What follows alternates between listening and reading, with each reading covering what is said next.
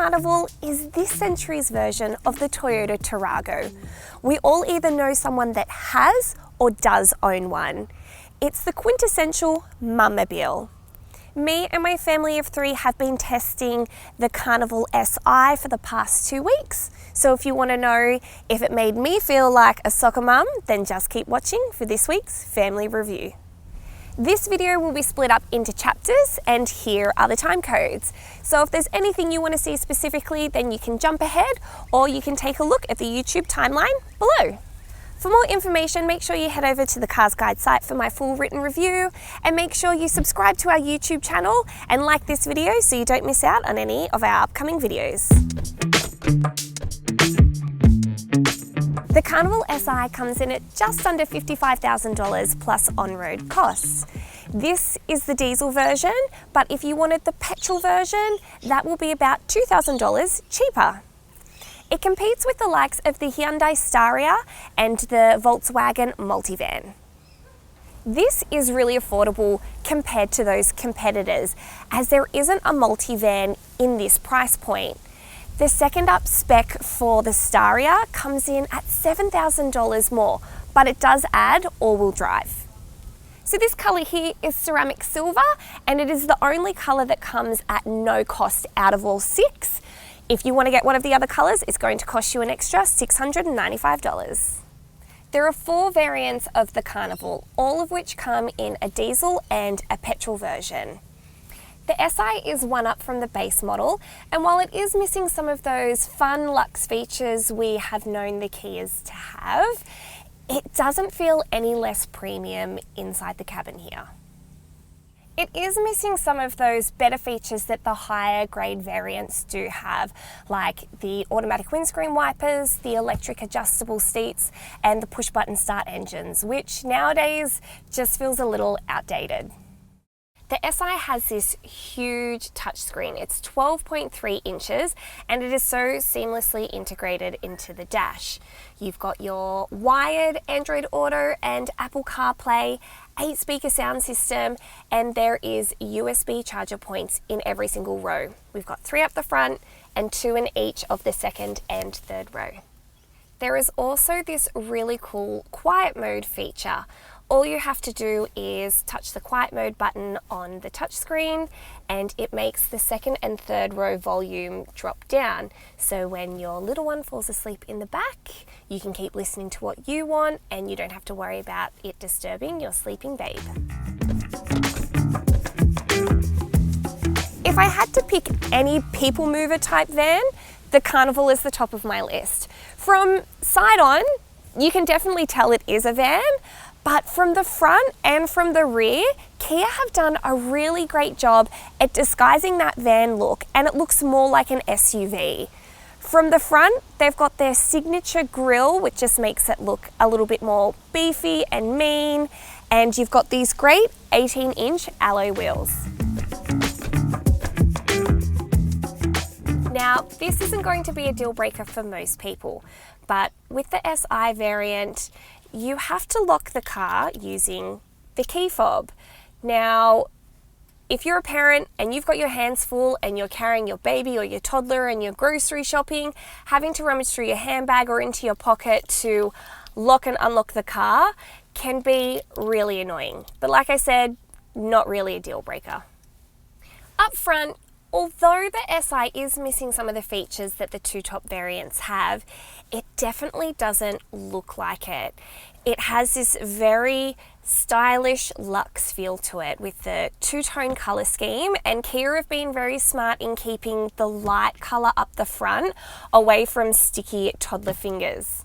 The seats are a cloth trim in this off black colour, and although I always feel like a fabric seat isn't as practical as a leather seat, and none of the Carnival comes in real leather, they are so comfortable.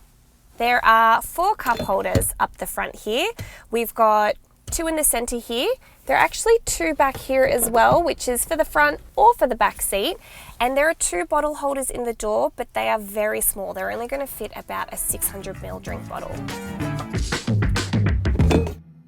There are plenty of little cubby holders up here for Keys, wallet, phone, Kia have got you covered. There's even this cool little one for your phone just here between the two cup holders. The center console bin, it is huge. This drink bottle fits standing up inside. It even fits lying down. You'll fit so much stuff in there. There is just storage galore. Now there are some good and some not so good things about the second row. I feel like Kia didn't fully think through the practicalities of cup holders. So my 3-year-old will sit here in his child seat, and we've got 2 cup holders here, which he can't reach. And then there is a bottle holder in each door, which he also can't reach. And if we pull down the middle seat here, there are some cup holders back here, which he also cannot reach. So although there is tons of cup holders which are great if you're able to reach them, which I have said reach so many times now, it just didn't work for us.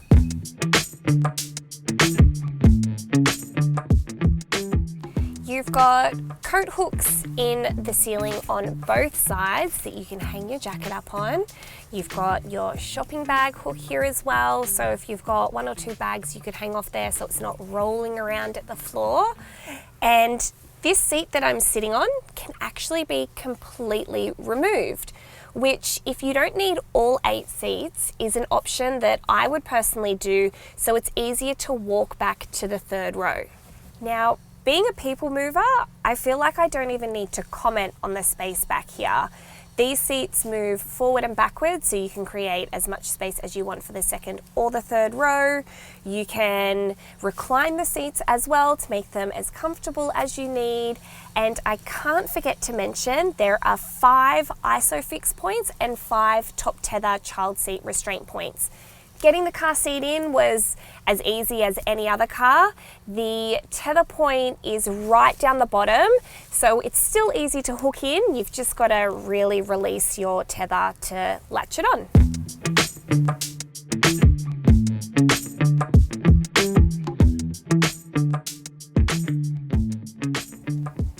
So like any 3rd row, it does get a little bit squishier back here. So for an adult, you probably want to reserve it for short trips. I would keep the kids back here personally, but it still is pretty comfortable.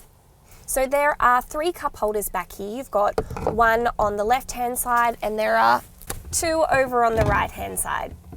I can't forget to mention the air vents, which are built into the headlining up here for the 3rd row and for the 2nd row.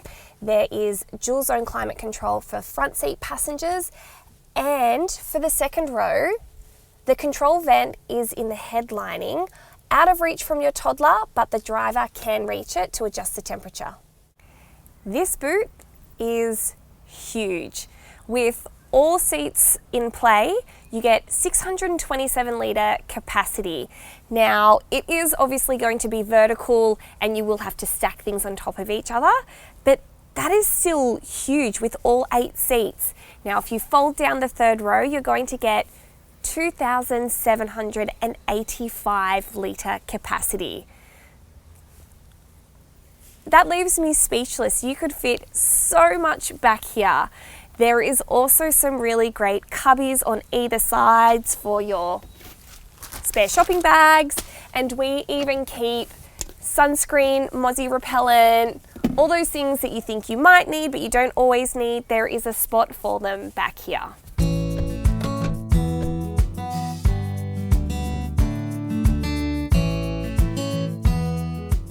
Let me tell you, it does not feel like you are driving a big van.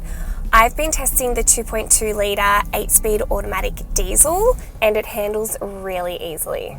So at no point do you feel like you are driving a big, heavy vehicle. When you put your foot down, it can be a little bit sluggish, but if you just pop the car into sports mode, it gives you that little bit of oomph you need to get off the line. Now, we all know Sydney roads aren't always the best or the smoothest, but the suspension in this car is really great. I did notice potholes, but not in the sense that it disrupted me, or I was concerned about it waking my sleeping toddler in the car, and going over speed bumps as well. Again, you feel it, but it's not like it's a severe feeling in driving over the top of them. So Kia have done a really good job in letting the drive be nice and smooth. The only time that I felt like I was driving a really big car was when parking in shopping centre car parks. So although it has a really big screen and a great quality reversing camera, it's just such a large car that it's got sensors front and back, but I was so nervous I was going to scrape a mirror or a door. Don't worry, I didn't, but the fear was there. So if I was to buy the Carnival, I would definitely upgrade for one of the top variants so I could get the 360 camera view. Even though the reversing camera is great, when it is raining, all the water that sits over the camera lens does disrupt the view, and it made it really hard to be able to judge the distance even with the sensors. So that's one thing to think about. Kia claims that the combined fuel consumption is 6.5 litres per 100 kilometres. Now, for someone that's not overly familiar with diesel cars, I thought this was pretty great. After 11 days, I still hadn't used more than half a tank of fuel. Over the 2 weeks, driving mostly through suburbia, but there was a few highway trips in there, I got 8.8 litres per 100 kilometres, which is still higher than what Kia claims, but I could easily get 900 kilometres out of one tank. Kia comes with a long list of active safety features, which are becoming more standard with newer models. For example, front AEB with car, pedestrian, cyclist and junction detection, hill start assist, front and rear parking sensors, blind spot monitoring, rear cross traffic alert, and the maximum 5-star ANCAP safety rating from 2021 testing. But it's also got some extra safety features I would hope to see in a family car, like airbags that reach all the way back to the third row, safe exit warning, speed sensing auto door lock, and door open warning. And of course, being a larger car, having lane keeping assist with lane change assist, lane following assist, and lane departure warning system, which is so helpful. In my opinion, Kia have the best warranty and servicing pricing out there. You'll get 7 years unlimited kilometre warranty and 7 years or 105,000 kilometre capped price servicing. Your servicing costs will be different every year or every 15,000 kilometres, but it is capped, so you can jump onto Kia's website so you know exactly what to expect.